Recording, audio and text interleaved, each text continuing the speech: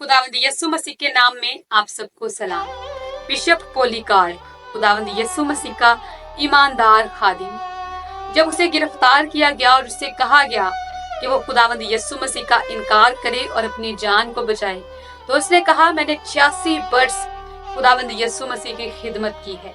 खुदावंद यीशु मसीह ने कभी मेरे साथ कोई बुराई नहीं की, तो मैं कैसे अपने नजात दहिंदे को छोड़कर उसके साथ बेवफाई कर सकता हूँ। जब बिशप पोलीकार्प से कहा गया कि वो कैसर की कसम खाए और अपनी जान को बचाए, तो उसने कहा, शायद आप मुझे जानते नहीं, मैं बिशप पोलीकार्प हूँ और मैं एक मसीही हूँ। मसीही ना तो किसी दूसरे का नाम लेते हैं, ना ही कस्में खाते हैं।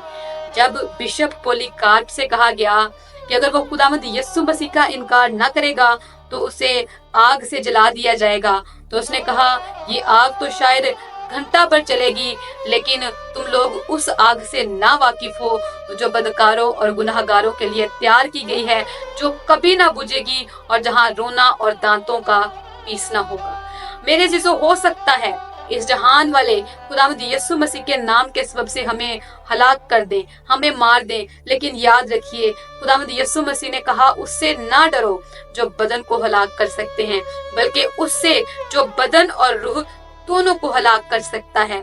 इब्रानियों के खत में लिखा है कि हम ईमान से हटने वाले नहीं कि हलाक हों, बल्कि ईमान पर कायम रहने वाले हैं ताकि जिंदगी पाएं।